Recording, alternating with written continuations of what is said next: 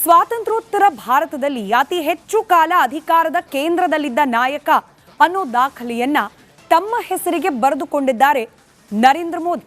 ಗುಜರಾತಿನ ಮುಖ್ಯಮಂತ್ರಿಯಾಗಿ ದೇಶದ ಪ್ರಧಾನಿಯಾಗಿ ಅಧಿಕಾರದ ಕೇಂದ್ರದಲ್ಲಿ ನಿರಂತರವಾಗಿ ಮುಂದುವರಿತಿದ್ದಾರೆ.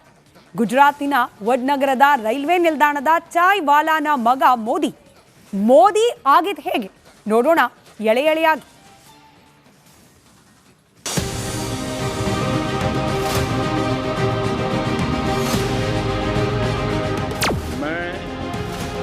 नरेंद्र दामोदर दास मोदी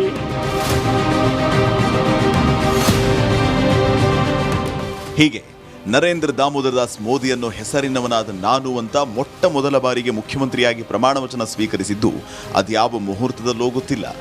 ಅವತ್ತಿನಿಂದ ಇವತ್ತಿನವರೆಗೂ ಅಧಿಕಾರದ ಮಟ್ಟಿಗೆ ಹಿಂದಿರುಗಿ ನೋಡಿದ್ದೇ ಇಲ್ಲ, ಅಧಿಕಾರದಿಂದ ಕೆಳಗಿಳಿದಿದ್ದೂ ಇಲ್ಲ. ಭಾರತ ದೇಶದಲ್ಲಿ ಅತಿ ಹೆಚ್ಚು ಕಾಲ ಅಧಿಕಾರದ ಕೇಂದ್ರದಲ್ಲಿದ್ದ ನಾಯಕ ಯಾರು ಅಂದ್ರೆ ಅವರು ನರೇಂದ್ರ ಮೋದಿ.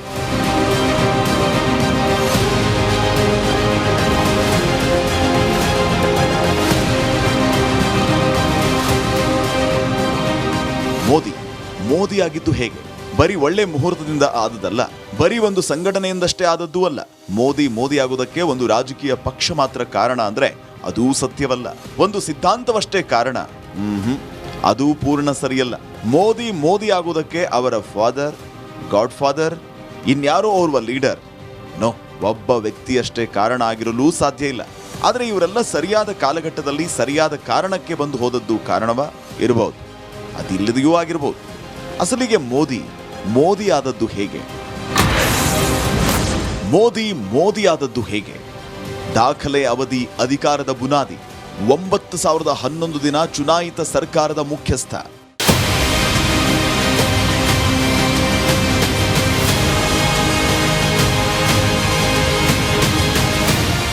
ಗುಜರಾತ್ ರಾಜ್ಯದ ಮುಖ್ಯಮಂತ್ರಿಯಾಗಿ, ಭಾರತ ದೇಶದ ಪ್ರಧಾನಮಂತ್ರಿಯಾಗಿ ಒಟ್ಟು 9,011 ದಿನಗಳ ಕಾಲ ಚುನಾಯಿತ ಸರ್ಕಾರದ ಮುಖ್ಯಸ್ಥರಾಗಿ ನರೇಂದ್ರ ಮೋದಿ ಸೇವೆ ಸಲ್ಲಿಸಿದ್ದಾರೆ. ಈ ಮೂಲಕ ಭಾರತದ ದೇಶದ ಇತಿಹಾಸದಲ್ಲೇ ಅತಿ ಹೆಚ್ಚು ದಿನ ಅಧಿಕಾರದಲ್ಲಿದ್ದ ಚುನಾಯಿತ ಸರ್ಕಾರದ ಮುಖ್ಯಸ್ಥ ಅನ್ನೋ ದಾಖಲೆಯನ್ನು ನಿರ್ಮಿಸಿದ್ದಾರೆ. ಇಂಥದ್ದೊಂದು ದಾಖಲೆ ಬರೆಯುವ ಹಾಗೆ ಮೋದಿಯಾಗಿದ್ದು ಹೇಗೆ ಅಂದ್ರೆ,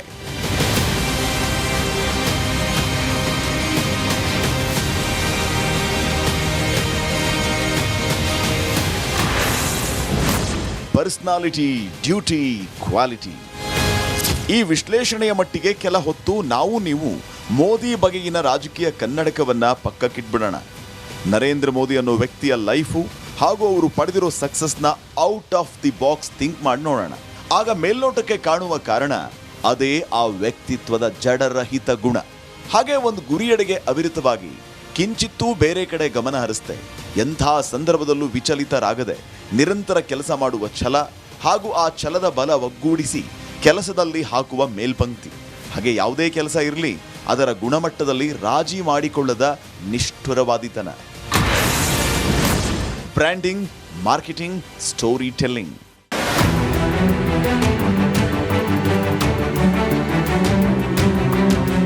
ಯಾವುದೇ ಒಬ್ಬ ಯಶಸ್ವಿ ನಾಯಕನಿಗೆ ತನ್ನದೇ ಆದ ಒಂದು ಬಲವಾದ ಕಥೆ ಇರಬೇಕು.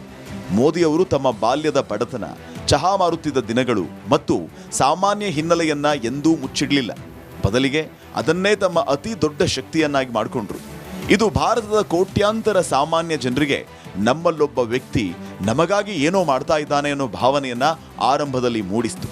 ನಂತರ ನಮ್ಮವನೇ ಒಬ್ಬ ಆ ಸ್ಥಾನದಲ್ಲಿದ್ದಾನೆ ಅನ್ನೋ ಭಾವನೆಯನ್ನು ಸೃಷ್ಟಿಸಿತು. ಅವರು ಕೇವಲ ರಾಜಕಾರಣಿಯಾಗಿ ಅಲ್ಲ, ಬ್ರ್ಯಾಂಡ್ ಆಗಿ ತಮ್ಮನ್ನ ತಾವು ರೂಪಿಸಿಕೊಂಡ್ರು. ಹಾಗೆ ರೂಪಿಸಿಕೊಳ್ಳೋದಕ್ಕೆ ಬೇಕಾದ ಕತೆ ಹೇಳುವ ಕಲೆ ಅವರಿಗೆ ಸಿದ್ಧಿಸಿತ್ತು.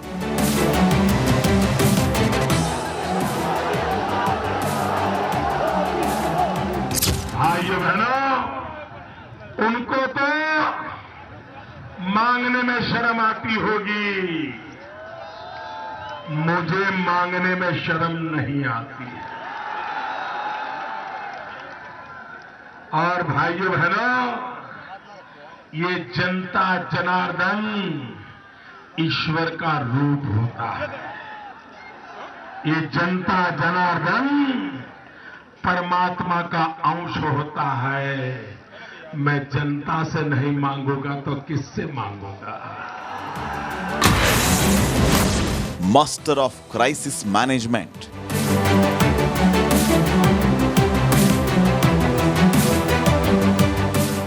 ಸಾಮಾನ್ಯವಾಗಿ ವಿರೋಧಾಭಾಸಗಳು ಅಥವಾ ವಿವಾದಗಳು ಎದುರಾದಾಗ ನಾಯಕರು ಕುಗ್ಗಿ ಹೋಗೋದು ಸ್ವಾಭಾವಿಕ. ಆದರೆ ಮೋದಿಯವರ ವಿಶಿಷ್ಟ ಗುಣ ಅಂದ್ರೆ ತಮ್ಮ ಮೇಲಾಗುವ ಪ್ರತಿಯೊಂದು ದಾಳಿಯನ್ನೂ ಅವರು ತಮಗೆ ಪೂರಕವಾದ ಅವಕಾಶವನ್ನಾಗಿ ಪರಿವರ್ತಿಸಿಕೊಳ್ತಾರೆ. ಇದಕ್ಕೆ ಬೆಸ್ಟ್ ಎಕ್ಸಾಂಪಲ್ ಅಂದ್ರೆ ಮೋದಿಗೆ ರಾಜಕೀಯ ವಿರೋಧಿಗಳು ಚಾಯ್ವಾಲಾ ಅಂತ ಹೀಯಾಳಿಸಿದಾಗ ಅದನ್ನೇ ಕ್ಯಾಂಪೇನ್ ಮಾಡಿದ್ರು. ಹೋದಲ್ಲಿ ಬಂದಲ್ಲಿ ಟೀ ಲೋಟ ಕೈಯಲ್ಲಿ ಹಿಡಿದು ಚಾಯ್ ಪೇ ಚರ್ಚಾ ಮಾಡಿದ್ರು.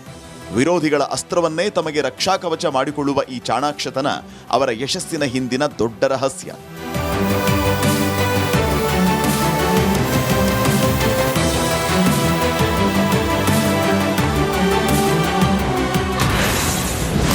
Challenge to change. ಮೋದಿ ಅವರ ವಯಸ್ಸು ಮತ್ತು ಅವರ ಆಲೋಚನೆಗಳ ನಡುವೆ ದೊಡ್ಡ ವ್ಯತ್ಯಾಸ ಇದೆ. ಅವರು ಹಳೆಯ ತಲೆಮಾರಿನವರಾಗಿದ್ದರೂ ಅತ್ಯಾಧುನಿಕ ತಂತ್ರಜ್ಞಾನವನ್ನು ಅಳವಡಿಸಿಕೊಳ್ಳುವಲ್ಲಿ ಎಲ್ಲರಿಗಿಂತ ಮುಂದಿರುತ್ತಾರೆ. 2014ರಲ್ಲೇ ಹೊಲೋಗ್ರಾಮ್ ತಂತ್ರಜ್ಞಾನ ಬಳಸುವ ಮೂಲಕ ಹುಬ್ಬೇರುವಂತೆ ಮಾಡಿದರು. ಅದಕ್ಕೂ ಮೊದಲೇ ಸೋಷಿಯಲ್ ಮೀಡಿಯಾ ಮೂಲಕ ಜನಸಾಮಾನ್ಯರ ಕನೆಕ್ಟ್ ಆಗಿದ್ರು. ಇವೆಲ್ಲವೂ ಅವರು ಕಾಲಕ್ಕೆ ತಕ್ಕಂತೆ ತಮ್ಮನ್ನ ತಾವು ಅಪ್ಡೇಟ್ ಮಾಡಿಕೊಂಡಿದ್ದನ್ನ, ಬದಲಾವಣೆಗೆ ಸವಾಲು ಒಡ್ಡಿದ್ದನ್ನ ತೋರಿಸುತ್ತೆ. ಅವರ ಈ ಗುಣವೇ ನಿರಂತರವಾಗಿ ಅವರು ಯುವ ಪೀಳಿಗೆಗೆ ಕನೆಕ್ಟ್ ಆಗುವುದಕ್ಕೆ ಸಾಧ್ಯ ಆಗಿದೆ.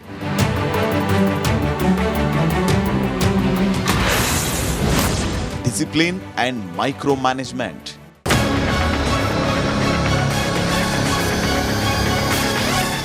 ಮೋದಿ ದಶಕಗಳ ಕಾಲ ರಾಷ್ಟ್ರೀಯ ಸ್ವಯಂ ಸೇವಕ ಸಂಘದಲ್ಲಿ ಒಬ್ಬ ಪ್ರಚಾರಕರಾಗಿ ಕಳೆದ ದಿನಗಳು, ಪೂರ್ಣಾವಧಿ ಕಾರ್ಯಕರ್ತರಾಗಿ ಮಾಡಿದ ಕೆಲಸ ಅವರ ಅತ್ಯುನ್ನತ ಸಾಂಸ್ಥಿಕ ಶಿಸ್ತಿಗೆ ಮೂಲ ಕಾರಣ ಇರಬಹುದು. ಬಹುಶಃ ಇದೇ ಅವರಿಗೆ ದೇಶದ ಮೂಲೆ ಮೂಲೆಯ ಗ್ರೌಂಡ್ ರಿಯಾಲಿಟಿಯನ್ನ ಅರ್ಥ ಮಾಡಿಕೊಳ್ಳುವುದಕ್ಕೆ ಸಹಾಯ ಮಾಡಿರಬಹುದು. ಅವರು ಚಿನ್ನದ ಚಮಚ ಬಾಯಲ್ಲಿಟ್ಕೊಂಡು ಹುಟ್ಟಿದವರೂ ಅಲ್ಲ. ಫಾದರ್, ಗಾಡ್ ಫಾದರ್ ಹೀಗೆ ರಾಜಕೀಯ ಹಿನ್ನೆಲೆಯಲ್ಲೇ ಬೆಳೆದು ಬಂದವರೂ ಅಲ್ಲ. ಮೂಲತಃ ಅವರದ್ದು ಮೇಲ್ಮಟ್ಟದ ರಾಜಕಾರಣ ಅಲ್ಲ.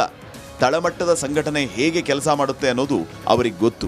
ಅಧಿಕಾರಿಗಳಿಂದ ಹೇಗೆ ಕೆಲಸ ತೆಗಿಬೇಕು, ಯೋಜನೆಗಳನ್ನು ಹೇಗೆ ಕಾಲಮಿತಿಯಲ್ಲಿ ಮುಗಿಸಬೇಕು ಅನ್ನೋ ಮೈಕ್ರೋ ಮ್ಯಾನೇಜ್ಮೆಂಟ್ ಕಲೆ ಅವರಿಗೆ ಸಿದ್ಧಿಸಿದೆ.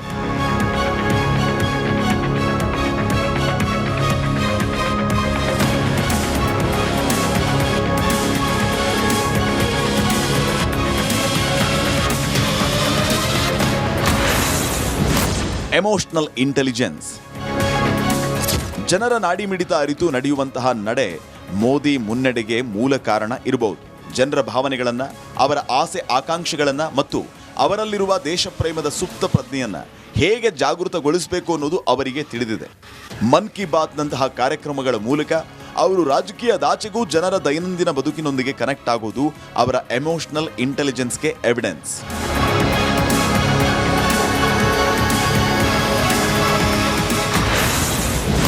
ವಿರೋಧಿಯೂ ಒಪ್ಪುವ ಗುಣ, ಪರಿಶ್ರಮ.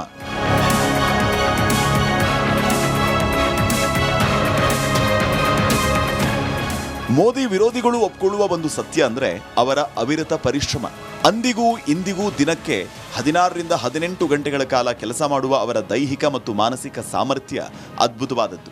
ಯಾವುದೇ ರಜೆ ತಗೊಳ್ಳದೆ, ವೈಯಕ್ತಿಕ ಕುಟುಂಬದ ಹಂಗಿಲ್ಲದೆ ಕೇವಲ ತಮ್ಮ ಗುರಿಯ ಕಡೆಗೆ ಮಾತ್ರ ಗಮನ ಹರಿಸುವ ಅವರ ಸನ್ಯಾಸಿ ಸೌಮ್ಯತೆಯ ಕಠಿಣ ಜೀವನ ಶೈಲಿ ಅವರಿಗೆ ಜನರಲ್ಲಿ ಒಂದು ರೀತಿಯ ಗೌರವ ಮತ್ತು ವಿಶ್ವಾಸಾರ್ಹತೆಯನ್ನು ತಂದುಕೊಟ್ಟಿದೆ. ಇದೇ ಅವರ ನಿರಂತರ ಯಶಸ್ಸಿಗೂ ಕಾರಣ ಆಗಿದೆ.